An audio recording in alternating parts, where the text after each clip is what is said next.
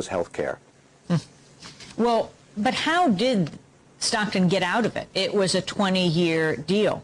And how did this consortium approach Stockton? You know, when people say that there's a contract, oh, it's a safe thing to do a privatization because you have a contract that's hard and fast. Contracts are changed. That's what lawyers are for. And when you have certain kinds of non-compliance, when the company is not making money, it's always possible to say, hey, look, guys, you guys are not doing a good job here, and you're not even making that much money. Let's make a deal to cut you out and get rid of you and return it to public control. So that's what's happened in this particular case. And the reason why the company would let it go was that they were not even making money. They realized they were not fulfilling their obligations. But they're going to take an enormous hit because Stockton was the largest privatization in the western half of the United States. After Atlanta's failure by Suez in the 2002, when they were kicked out of Atlanta, you now got another major failure. This is a real blow to the idea that a private company, a contractor, can come in and take over your water supply and do a better job than public employees. In your book, and also in your documentary, in your book, Alan Nestle, you talk about Wisconsin, you talk about Michigan, you're speaking to us from San Francisco, where the mayor has banned the flow of money to buy bottled water. Talk about these local initiatives and where you see them going right now. I think for most people, this is way below the radar screen. They think of bottled water, one thing, as healthy, and people don't realize that water supplies are being taken over. Well, you know, people have a visceral response to the loss of control of their water. But water is a local issue. So when you hear about Stockton, it's pretty unusual that you'd hear about Stockton in New York or Michigan or Florida. And the same is true that a small local battle in Massachusetts or in Wisconsin rarely is going to get national press. And the result is that water is a watershed issue. It's both essential, but it's also something that you're not going to hear about outside of the local area. So what we've found is that all over the country, in towns and cities, you're getting these local movements, visceral upsurges of community reaction to the loss of control of their water services or their water supplies. In supplies, I know that the folks from Corporate Accountability and Michael Blanding were all talking about the bottled water. They're also having the same kind of reaction of loss of control of their utility. And this has brought now a kind of emerging movement to try to make it not only that bottled water is something that we're not focusing on, that we're not going to be drinking, but also that we're going to actually provide the money that is necessary to make public water universal, affordable, and clean. And to do that, because you have 100-year-old pipes in the ground, there needs to be federal investment. And the Bush administration has cut back investment in water by billions of dollars every year. And there's now a fight that's going on in Washington to create a federal trust fund for water, the way we have for highways or building airports, so that you actually can have a clean water trust fund that makes it possible for local areas, for states and cities, to be able to upgrade their water systems so that they won't have to have this kind of situation in which the bottled water companies are implying that their water is pure when actually they're getting the same source of water. They're using tap water themselves. Back on the issue of Stockton, I mean, we're talking about the state weighing in here too, a judge saying that the Stockton City Council had actually violated the Environmental Protection Act, the state one, by not doing an environmental assessment.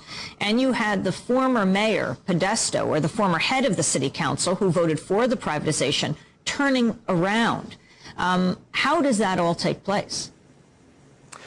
Well, when they passed the privatization, they were in a real rush to do it because the Citizens Coalition, this amazing and tenacious citizens group in Stockton, had gotten 18,000 signatures from people in the city to put a referendum on the ballot to require a public vote for the privatization. The City Council voted to approve the privatization just 13 days before that vote was to take place. And in order to do that, they had to put in a line saying, we are exempting this decision from the California Environmental Quality Act. That was patently illegal. And the result was that two judges have ruled against the privatization and said to the city that they have to reverse it. The city had a choice that they could have appealed it. They decided not to. They had a choice to take it to the referendum vote and re-vote on the issue. They decided not to. So what was really going on here was that the privatization hadn't worked on the ground to some extent. It hadn't worked for the river. It hadn't worked for the water. And so they decided unanimously to reverse it. And one of the things that is happening here and around the country, this question about preempting the vote in the referendum. One of the things that we found in the movie and in our book Thirst was that you had a constant drumbeat by these companies to undermine democratic input in order to be able to take control of water supplies because people want it to be a public service. Alan Snitow, we only have a few minutes, so I want to just bullet points on these struggles that you've documented around the country. For example, Nestle comes to Wisconsin Dells in Wisconsin. What happened? There, a series of groups got together and battled against the company and drove Nestle out of the state of Wisconsin. An amazing victory there. But Nestle then moved into the state of Michigan, where the Michigan Citizens for Water Conservation has been fighting against their taking water out of aquifers and streams in Michigan.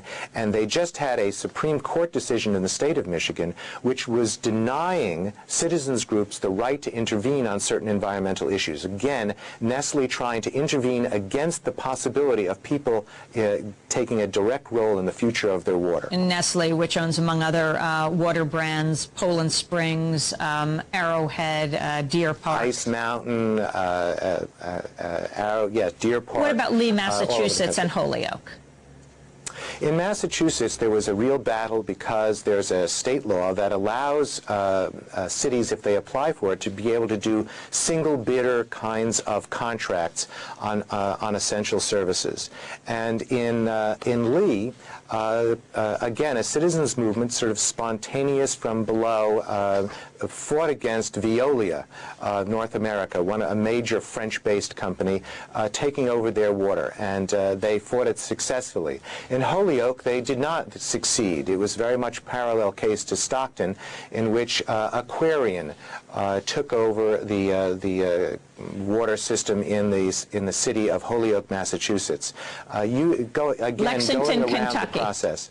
Lexington, Kentucky, there the citizens group lost a vote to take back water that was owned by the American Water Company, a part of a big multinational consortium, one of the 100 largest companies in the world.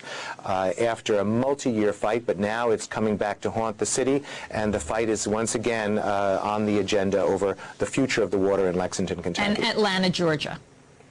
Atlanta was one of the biggest scandals. The mayor who brought in the privatization was indicted. There were charges that he went to Paris on an all-expenses-paid trip with his mistress, paid for by the water company, and then signed off on massive increases in money going to the water company in Atlanta. They were thrown out by the current mayor, Shirley Franklin, because there was brown water. Alan, we're going to have to leave it there. Eruptions. All right, thanks so much. I want to thank you very much for being with us. Alan Snitow, co-director of the PBS documentary Thirst, author of Thirst as well, Fighting the Corporate Theft of Our Water.